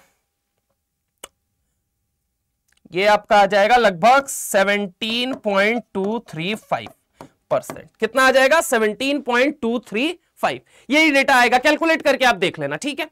तो यही था Henry Smith formula. Henry Smith formula क्या बताता है, परसेंट आयोनिक कैरेक्टर बताता है। संसार का कोई भी बॉन्ड हो, ना तो 100% आयनिक है वो, ना 100% कोवेलेंट है। बोलो बोलो क्या बोलोगे, संसार का कोई बॉन्ड हो, ना 100% वो आयनिक है, ना 100% कोवेलेंट है। कोवेलेंट के अंदर कुछ ना कुछ आयनिक कैरेक्टर है और आयनिक के अंदर कुछ ना कुछ कोवेलेंट कैरेक्टर है। समझ रहा हो मेरी बात को? आगे Fajans rule, dipole movement, chemical bonding के अंदर हम पढ़ने वाले हैं, वहां पे हम सीखेंगे इन सारी बातों को, ठीक है। अभी के लिए बस आपको इतना याद रखना है कि केमिस्ट्री में 0 या 100 जैसा कुछ एग्जिस्ट नहीं करता है। और दूसरी चीज अगर मैं बात करूं कि हर कोवेलेंट के अंदर कुछ ना कुछ आयनिक कैरेक्टर, हर आयनिक के अंदर कुछ ना कुछ कोवेलेंट कैरेक्टर, पक्की बात है, ठीक है। तो यहां पे देख लीजिए, फिर हम आगे चलते हैं, फटाफट से इसको देख लो, नोट कर लो, उसके बाद से हम आगे चलते हैं फटाफट से। चलिए चलिए आगे चलते हैं, आगे चलते हैं, यहां पे देखिए आगे चलते हैं, नेक्स्ट पे आते हैं, that is Stevenson-shoemaker law. Sir ये क्या है स्टीवेंसन-शूमेकर लॉ? बोलो बोलो स्टीवेंसन-शूमेकर लॉ। क्या बोलो बोलो स्टीवेंसन-शूमेकर लॉ। क्या होता है एक्चुअल में, ये लॉ क्यों दिया गया है? किसी की बॉन्ड लेंथ जो है, किसी की बॉन्ड लेंथ पता करने के लिए, ठीक है। अब जैसे कि मैं तुमसे एक बात कहता हूं कि H2 की बॉन्ड लेंथ, मान लो तुम्हें एक क्वेश्चन आया कि F2 की बॉन्ड लेंथ क्या है 1.44 एंगस्ट्रॉम या 144 पिकोमीटर, और वहीं H2 की कितनी है 0.7 एंगस्ट्रॉम। अब मुझे यह बताओ कि मान लो F2 में से F को मैंने तोड़ा, F2 में से क्या किया मैंने, F को तोड़ दिया, है ना, और यहां से H2 में से H को तोड़ दिया और इनका मिलन करवा दिया या इनका मिलन करवा दिया, तो क्या बना DHF बना। अब इसकी लेंथ बताओ। तो कुछ लोग क्या करेंगे, कहेंगे सर सिंपल सी बात है 1.44 को हाफ करो, 1.44 का हाफ कर दो, तो 1.44 का हाफ कितना हो जाएगा 0.72, बोलो हाँ या ना। वहीं 0.74 का हाफ कर दो, तो यहां पे अगर मैं बात करूं तो यहां पे कितना हो जाएगा 0.37। अब सर ये दोनों मिलके बने हैं तो इन दोनों को जोड़ दो, तो यहां पे कितना आ गया 7 to 9 और ये कितना आ गया 7 3 10, मतलब 1.09, है ना, ये आना चाहिए। लेकिन एक्चुअल में ये नहीं आता है, ये नहीं आता है। ये एक्चुअल में जब देखा गया एक्सपेरिमेंटली तो HF की ये लेंथ थी नहीं, HF की लेंथ ही कुछ और आई थी। HF की लेंथ अगर मैं तुमसे सच कहूं तो कितनी आई थी जानना चाहोगे? 1 से भी कम आई थी, 919 के करीब आई हुई थी, है ना। अभी जरा गौर से देखो, इस बात को बताया किसने? स्टीवेंसन-शूमेकर लॉ ने। स्टीवेंसन-शूमेकर लॉ ने एग्जैक्ट लेंथ के बारे में बताने का काम किया। अब ये लॉ क्या है? इसने क्या बोला कि डिस्टेंस A से लेके B अगर आपको निकालनी है, दैट इज बॉन्ड लेंथ निकालना है। क्या निकालना है? बॉन्ड लेंथ निकालना है। क्या निकालना है? बॉन्ड लेंथ या इंटर न्यूक्लियर डिस्टेंस निकालना है अगर आपको। तो यहां पे जरा गौर से देखो, इसने क्या बोला, RA प्लस RB, बोलो बोलो क्या बोला, RA plus RB minus 0.09 delta EN, ठीक है। ये फॉर्मूला इसने दिया। अब सुनो ये फॉर्मूला क्यों आया, पहले तो ये समझो। खैर अभी पहले हम अप्लाई करते हैं, उसके बाद से देखते हैं। अब अगर मैं बात करूं कि इस फॉर्मूले में जब हम अप्लाई करते हैं तो F2 का डेटा कितना दे रखा है, दैट इज RA, मतलब रेडियस ऑफ एटम A और रेडियस ऑफ एटम B, और ये क्या है, change in EN difference. EN difference कितना आएगा, तो हाइड्रोजन और फ्लोरीन में अगर हम बात करें तो हाइड्रोजन की इलेक्ट्रोनेगेटिविटी होती है 2.1 और फ्लोरीन की कितनी होती है, 3 होती है। तो यहां पे डेल्टा ईएन अगर निकालोगे आप तो कितना आएगा, delta EN is equal to what, 3 minus 2.1। 3 minus 2.1 का मतलब कितना, सॉरी 4, अरे यार गलत हो गया, एक minute, sorry sorry sorry. Fluorine की कितनी होती है, 4 होती है। फ्लोरीन की कितनी होती है, 4 होती है। क्लोरीन ही मेरे दिमाग में चल रहा है। अब अगर मैं बात करूं फ्लोरीन की 4 है और इसकी 2.1 है तो डेल्टा ईएन का डिफरेंस कितना आ गया, 1.9। कितना आ गया, 1.9। This is your delta EN, this is your what, delta EN. Now try to understand यहां पे ऐसा हुआ क्यों, लेंथ बदली क्यों, वो हम बाद में डिस्कस करेंगे, पहले हम अप्लाई करते हैं। रेडियस ऑफ एटम ए कितना दे रखा है हमें, 0.72 plus radius of atom B कितना दे रखा है, 0.37 माइनस 0.09। डेल्टा ईएन की वैल्यू कितनी आ रखी है, 1.9। अब इससे इसको पहले मल्टीप्लाई करो, इसको इन दोनों को जोड़ने पे कितना आ रहा है, बोलो जल्दी, इन दोनों को जोड़ने पे आ रहा है 1.09। अब इनको मल्टीप्लाई करके बताओ एग्जैक्टली कितना आ रहा है, इनको मल्टीप्लाई करो तो बताइए कितना आएगा। तो 0.09 इंटू 1.9 कितना हो जाएगा, देख लीजिए कैलकुलेट करके, 0.171।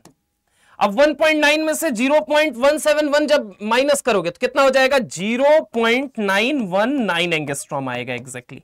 अब कैलकुलेट करके इसको देखना।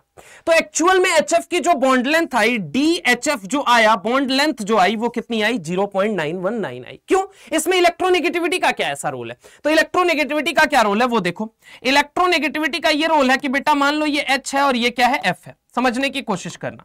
तो एचएफ के बीच में क्या होगा कि शुरू में तो इलेक्ट्रॉन सेंटर में थे, लेकिन चूंकि फ्लोरीन की औकात हाइड्रोजन से ज्यादा है तो वो इलेक्ट्रोनेगेटिविटी को अपनी तरफ, इस इलेक्ट्रॉन पेयर को, शेयर्ड पेयर ऑफ इलेक्ट्रॉन को अपनी तरफ खींचेगा। जब ये खींचेगा तो कहीं ना कहीं ये किसके करीब चला गया, इलेक्ट्रॉन फ्लोरीन के न्यूक्लियस के करीब, जिसकी वजह से यहां पे क्या आया, पार्शियल डेल्टा नेगेटिव आया, और यहां पे क्या आया, पार्शियल डेल्टा पॉजिटिव। यानी कि यहां क्या क्रिएट हुआ, चार्ज क्रिएट हुआ। अगर चार्ज क्रिएट हुआ तो क्या हुआ, बॉन्ड एनर्जी ज्यादा हुई। कैसे ज्यादा हुई, तो देखो यहां पे अगर मैं तुमसे बात करूं लल्ला, तो ये देखो यहां पे चार्ज क्या हो गया, ज्यादा हो गया। चार्ज क्या हो गया, ज्यादा हो गया, तो फोर्स ऑफ अट्रैक्शन ज्यादा हो गया। और अगर फोर्स ऑफ अट्रैक्शन ज्यादा हो गया तो बॉन्ड एनर्जी ज्यादा हो गई। बॉन्ड एनर्जी ज्यादा हो गई, बॉन्ड एनर्जी ज्यादा हो गई, बॉन्ड एनर्जी ज्यादा हो गई, तो यहां पे बॉन्ड स्ट्रेंथ भी क्या हो गया, ज्यादा हो गया। और बॉन्ड स्ट्रेंथ अगर ज्यादा हो गया तो बॉन्ड लेंथ क्या हो गया, कम हो गया। यानी कि अगर मैं डेल्टा ईएन के साथ रिलेशन लिखूं तो डेल्टा ईएन डिफरेंस जितना, इलेक्ट्रोनेगेटिव डिफरेंस जितना ज्यादा होगा बॉन्ड एनर्जी उतना ज्यादा, बॉन्ड एनर्जी जितना ज्यादा होगा बॉन्ड स्ट्रेंथ उतना ज्यादा, बॉन्ड स्ट्रेंथ जितना ज्यादा है तो बॉन्ड लेंथ क्या हो जाएगी, उतनी कम हो जाएगी। ये बॉन्ड लेंथ कम हो रही है, ये बात को एग्जैक्टली किसने बताया, स्टीवेंसन शूमेकर लॉ ने बताया। किसने बताया, स्टीवेंसन शूमेकर लॉ ने। तो फटाफट से इसको देख लीजिए, फिर हम आगे चलते हैं। फटाफट इसको देख लो, फटाफट से इसको देख लो, फटाफट से फटाफट से फटाफट से फटाफट से फटाफट से। चलिए चलिए आगे चले, आगे चले, चलिए आगे चलते हैं। अब बात आती है फैक्टर्स अफेक्टिंग ईएन। वो कौन कौन से फैक्टर हैं जो इलेक्ट्रोनेगेटिविटी को अफेक्ट करते हैं। तो सबसे पहला फैक्टर क्या है बेटा, वो सुनो। सबसे पहला, अगर मान लो मैंने कहा नंबर ऑफ प्रोटॉन बढ़े, नंबर ऑफ प्रोटॉन बढ़े, नंबर ऑफ प्रोटॉन बढ़े, नंबर ऑफ प्रोटॉन बढ़े मतलब क्या हो गया, पॉजिटिव चार्ज बढ़ा। अगर पॉजिटिव चार्ज बढ़ा मतलब इलेक्ट्रॉन को देख देख के मुस्कुराएगा, इलेक्ट्रॉन को लेना चाहेगा, इलेक्ट्रॉन बहुत ज्यादा एक्सेप्ट करेगा, और इलेक्ट्रॉन एक्सेप्ट करेगा, इलेक्ट्रॉन पेयर क्या करेगा, इलेक्ट्रॉन पेयर लेना चाहेगा। अगर लेना चाहेगा तो यहां पे अगर हम बात करें इलेक्ट्रोनेगेटिविटी क्या हो जाएगी, बढ़ जाएगी। सबसे पहला फैक्टर तो ये। दूसरा फैक्टर अगर मैं बात करता हूं, that is Z effective. Alfred Rochow ने क्या बोला था, electronegativity is directly proportional to Z effective upon R का स्क्वायर। ठीक है, अब देखो जरा गौर से, कहां से बोला था, कूलम्ब लॉ से बोला था। जब हम इसी इलेक्ट्रोनेगेटिविटी के बेसिस पे आगे सॉल्युबिलिटी अभी सीखेंगे, वहां पे मैं अच्छे से एक्सप्लेन करूंगा कूलम्ब्स लॉ। ठीक है, सुनो यहां पे जेड इफेक्टिव बढ़ा, जेड इफेक्टिव बढ़ने का मतलब क्या है? इफेक्टिव न्यूक्लियर चार्ज बढ़ गया। क्या बढ़ गया बोलो बेटा? इफेक्टिव न्यूक्लियर चार्ज, ये कहना चाहता है कि बढ़ गया। अगर इफेक्टिव न्यूक्लियर चार्ज ज्यादा है, इफेक्टिव न्यूक्लियर चार्ज ज्यादा है मतलब कि आउटर मोस्ट शेल के इलेक्ट्रॉन पे होल्ड ज्यादा है, आउटर मोस्ट शेल के इलेक्ट्रॉन पे होल्ड ज्यादा है, आउटर मोस्ट शेल के इलेक्ट्रॉन पे होल्ड ज्यादा है, आउटर मोस्ट शेल के इलेक्ट्रॉन पे होल्ड ज्यादा है, आउटर मोस्ट शेल के इलेक्ट्रॉन पे होल्ड ज्यादा है, होल्ड ज्यादा है, आउटर मोस्ट शेल के इलेक्ट्रॉन पे होल्ड ज्यादा है। जब खुद के आउटर मोस्ट शेल के इलेक्ट्रॉन पे होल्ड ज्यादा है तो ऑब्वियस है वो सामने वाले से इलेक्ट्रॉन खींचेगा। तो अगर इलेक्ट्रॉन खींचेगा, अगर इलेक्ट्रॉन खींचेगा, इलेक्ट्रॉन खींचेगा, इलेक्ट्रॉन खींचेगा, इट मींस इलेक्ट्रोनेगेटिविटी क्या हो जाएगी? ज्यादा हो जाएगी। क्या हो जाएगी बोलो बेटा? इलेक्ट्रोनेगेटिविटी ज्यादा हो जाएगी। पक्की बात है। यहां पे अगर हमने कहा नंबर ऑफ प्रोटॉन बढ़े तो यहां पे हमने क्या बोला? नंबर ऑफ प्रोटॉन बढ़े, पॉजिटिव चार्ज बढ़ा, पॉजिटिव चार्ज बढ़ा मतलब इलेक्ट्रॉन ज्यादा एक्सेप्ट करेगा, मतलब इलेक्ट्रोनेगेटिविटी ज्यादा। अब इसके बाद से अगर हम बात करें, तीसरा फैक्टर क्या आता है? That is number of shell. Number of shell बोले तो n, और ये क्या है? नंबर ऑफ प्रोटॉन बोले तो z। ठीक है, नंबर ऑफ शेल बढ़ा, नंबर ऑफ शेल बढ़ा तो साइज क्या होगा बोलो जल्दी? बढ़ेगा। नंबर ऑफ शेल बढ़ा मतलब साइज बढ़ेगा, और अगर साइज बढ़ा मतलब आउटर शेल के इलेक्ट्रॉन पे होल्ड उतना कम होता जाएगा। अगर खुद के इलेक्ट्रॉन पे ही होल्ड नहीं है तो क्या घंटा खींचेगा सामने वाले से? ये मुझे बताओ ना। आउटर शेल के इलेक्ट्रॉन पे, आउटर शेल के इलेक्ट्रॉन पे, आउटर शेल के इलेक्ट्रॉन पे होल्ड कम, आउटर शेल के इलेक्ट्रॉन पे होल्ड कम, और अगर आउटर शेल के इलेक्ट्रॉन पे होल्ड कम हो गया तो इलेक्ट्रोनेगेटिविटी क्या हो जाएगी? बोलो बोलो बोलो, इलेक्ट्रोनेगेटिविटी कम हो जाएगी। इसीलिए टॉप से बॉटम आओगे, नंबर ऑफ शेल बढ़ेगा, साइज बढ़ेगी, आउटर मोस्ट शेल के इलेक्ट्रॉन पे अट्रैक्शन जो है वो कम होगा, तो ऑब्वियस है आप घंटा इलेक्ट्रॉन खींचेंगे। ठीक है, चलिए इसके अलावा चौथा फैक्टर जो आता है बेटा, चौथा फैक्टर आता है सिग्मा। प्यार से लोग इसे बोलते हैं शील्डिंग कांस्टेंट। क्या बोलते हैं? शील्डिंग कांस्टेंट, या इसे ही हम क्या बोलते हैं? Screening constant. क्या बोलते हैं? स्क्रीनिंग कांस्टेंट, यानी कि रिपल्सन। बोलो बोलो रिपल्सन। चल छैया छैया वाला रिपल्सन याद करो इफेक्टिव न्यूक्लियर चार्ज में। अगर रिपल्सन बढ़ा, रिपल्शन बढ़ा, रिपल्शन बढ़ा मतलब आने वाले इलेक्ट्रॉन पे क्या कर रहा है? रिपल्शन लगा रहा है, आने वाले इलेक्ट्रॉन को करीब आने से रोक रहा है, तो इलेक्ट्रोनेगेटिविटी क्या है? मतलब कम। अगर सिग्मा बढ़ा, सिग्मा बढ़ा तो इलेक्ट्रोनेगेटिविटी क्या हो जाएगी? कम हो जाएगी। क्या हो जाएगी? कम हो जाएगी। तो ये कुछ 4 फैक्टर है, इनको देख लो फिर हम आगे चलते हैं। फटाफट से, फटाफट से इनको देख लो। 4 फैक्टर, स्क्रीनशॉट वगैरह जो कुछ भी लेना है ले लो, फिर हम आगे चलते हैं। आगे चलते हैं। एक और बात आती है, डेट इज 5वां फैक्टर हम बात करने वाले हैं परसेंट एस कैरेक्टर के बारे में। क्या बोलने वाले हैं? Percent S character. ठीक है, परसेंट एस कैरेक्टर का मतलब क्या है? परसेंट एस कैरेक्टर को हम समझेंगे कैसे? सुनो जरा गौर से, मेरी बात को समझने की कोशिश करना। कहानी बहुत लंबी है। एक्चुअल में हाइब्रिडाइजेशन, वीवीटी एक थ्योरी पढ़ी जाएगी केमिकल बॉन्डिंग के अंदर। कहां पढ़ी जाएगी?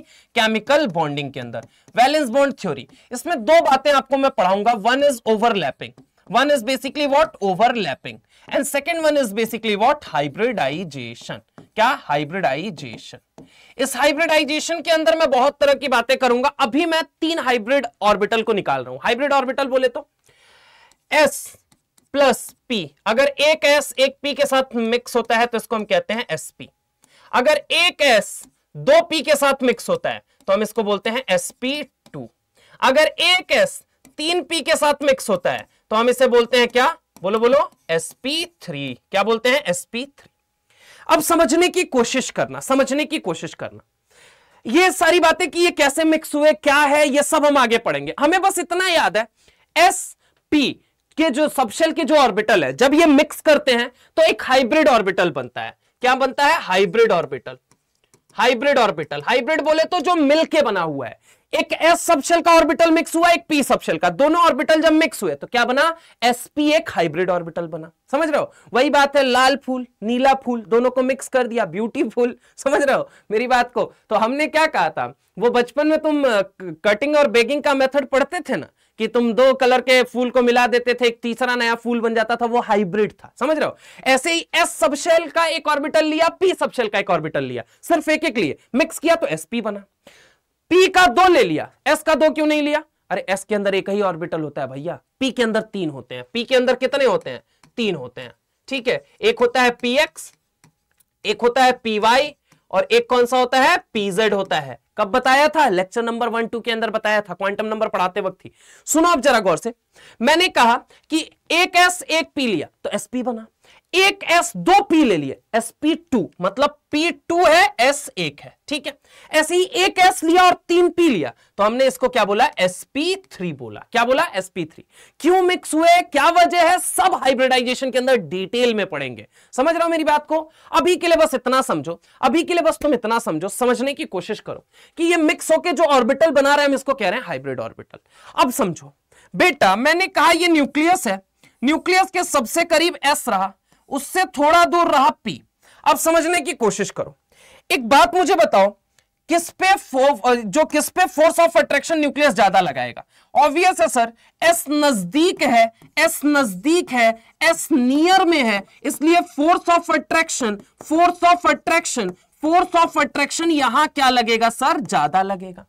सर p जो है ये थोड़ा दूर है, ये थोड़ा दूर है, ये कहां है? थोड़ा दूर है, दूर बोले तो फार है। क्या है? फार। तो इस पे फोर्स ऑफ अट्रैक्शन क्या लगेगा? कम लगेगा सर। समझ रहे हो मेरी बात को? यानी कि जब परसेंटेज कैरेक्टर बढ़ता है, इलेक्ट्रॉन अगर एस वाले को भी खींचना हो पी वाले को, कौन बेहतर खींच पाएगा? सर जहां फोर्स ऑफ अट्रैक्शन ज्यादा है। अब समझने की कोशिश करो, यहां पे कितने लोग हैं? 2 लोग हैं, और मान लो परसेंट जो होता है, मान लो कोई बॉन्ड है, उसमें उसका हाइब्रिडाइजेशन क्या है? sp, एक का sp2 है, एक का sp3 है। अब देखो परसेंट एस कैरेक्टर कैलकुलेट करने जा रहे हैं, कैसे करेंगे? लोग कितने हैं? 2, मैक्सिमम परसेंट कितना होता है? 100 डिवाइडेड बाई 2, ठीक है। तो यहां पे कितना आ जाएगा? 50%। मतलब 2 लोगों में एक के हिस्से में कितना आएगा? 50%, दूसरे के हिस्से में कितना आएगा? 50%। अब एक कौन है? तो एक यहां पे कौन है? sp के अंदर एक s है, तो इसके s के पास कितने गए? 50% कैरेक्टर। p के पास कितने गए? 50% कैरेक्टर। ऐसे ही तुम देखोगे sp2 में, तो sp2 में अब लोग कितने हैं? 3, तो 100 डिवाइडेड बाई 3 करोगे तो कितना आ जाएगा? एक के हिस्से में 33.33% आ जाएगा। तो s के हिस्से में कितना गया सर? तो परसेंट s के हिस्से में कितना गया? 33.33। पक्की बात है। वहीं अगर मैं बात करूं p के हिस्से में, तो एक p के हिस्से में कितना गया? 33.33। अगले p के हिस्से में कितना गया? एक के हिस्से में 33, दूसरे वाले में भी कितना जाएगा? बोलो बोलो 33। ओवरऑल अगर मैं देखूं तो p के पास कितना कैरेक्टर गया? 66%। कितना गया? 66.66%। वही परसेंट एस कैरेक्टर कितना रहा? 33.33%। यानी कि ऊपर से जब तुम नीचे आए हो, एसपी से sp2 आए हो, तो परसेंट एस कैरेक्टर घटा है और परसेंट पी कैरेक्टर ओवरऑल बढ़ा है, ठीक है।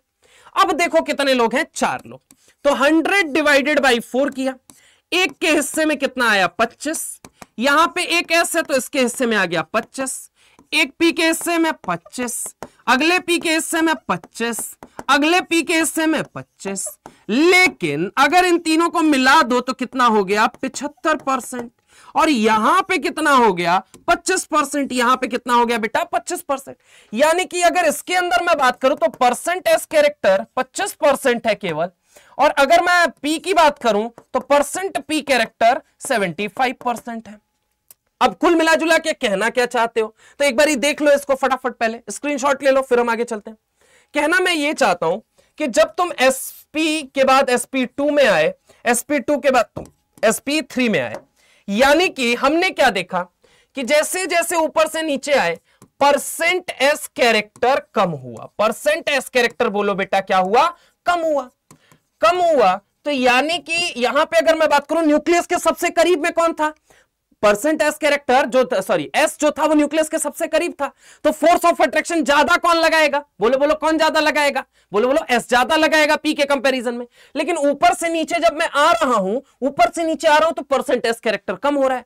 परसेंट एस कैरेक्टर कम हुआ मतलब फोर्स ऑफ अट्रैक्शन अल्टीमेटली इसके अंदर कम लगेगा, इसके अंदर ज्यादा। इसीलिए कहा जाता है electronegativity is directly proportional to percent S character. क्या होगा बोलो जल्दी, परसेंट एस कैरेक्टर।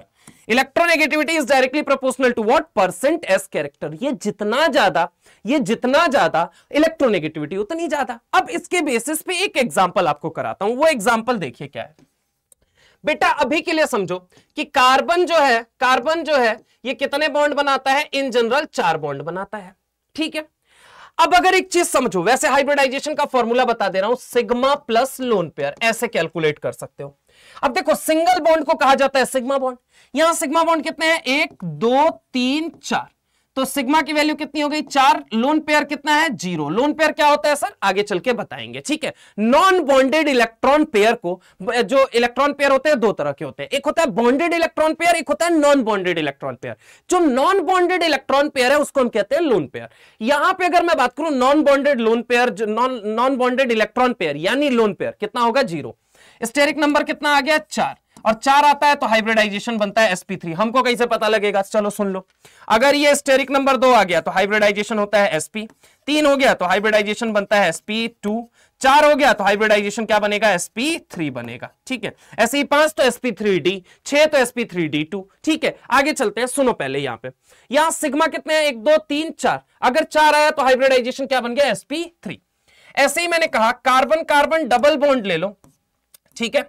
अब देखो यहां पे एक सिंगल बॉन्ड है, इसे हम सिग्मा बोलेंगे, और अगला बॉन्ड जो है ये हम कहते हैं पाई बॉन्ड। पाई बॉन्ड किसको बोला जाता है, डबल या ट्रिपल को। अब बड़े हो चुके हो तो टेक्निकली कैसे याद रखोगे, जो सिग्मा बॉन्ड है वो सिंगल बॉन्ड को कहा जाता है, और जो पाई बॉन्ड है वो डबल या ट्रिपल बॉन्ड को, इसको हम कहते हैं सिग्मा बॉन्ड। क्या बोलते हैं, सिग्मा बॉन्ड, ठीक है।